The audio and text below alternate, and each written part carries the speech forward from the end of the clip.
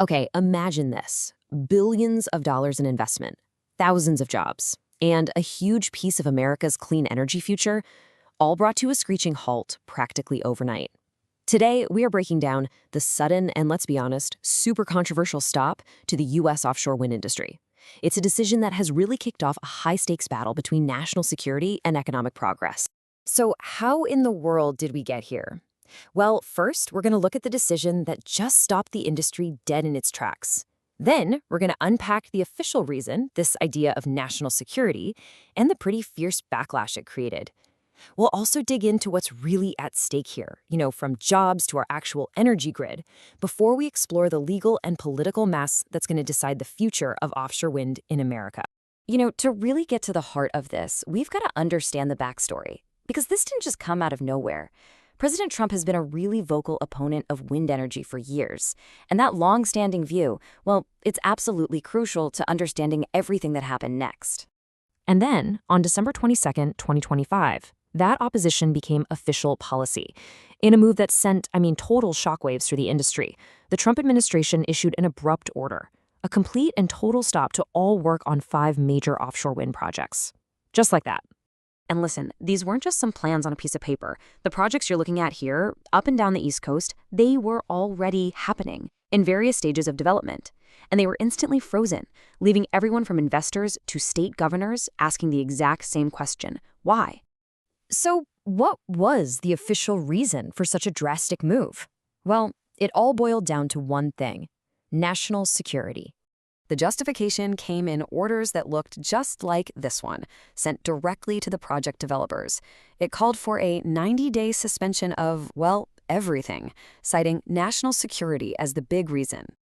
So the government's official line is that some new, classified intelligence, information they say wasn't available during the initial project reviews, suddenly revealed an urgent, unforeseen threat coming from these offshore wind farms. Right, so that explanation was met with, let's just say, immediate and widespread skepticism.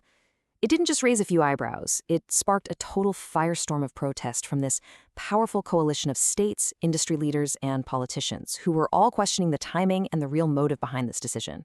Industry groups like the American Clean Power Association, they were quick to point out the economic fallout. They basically argued that this kind of political whiplash creates massive uncertainty, which, scares off investors and really damages the country's energy future.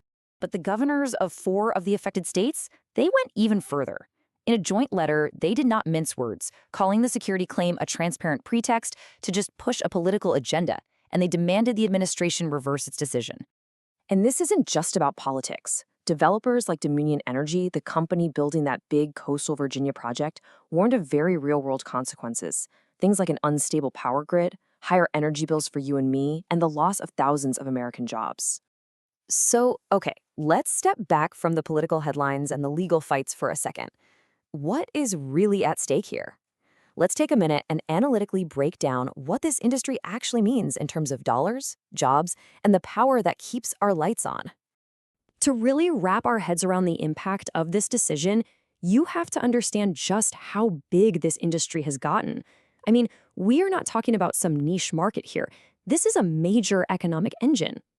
We are talking about a massive investment, over $109 billion. That's what it was going to take to build out the domestic supply chain. We need to hit our national target of 30 gigawatts of offshore wind power by 2030.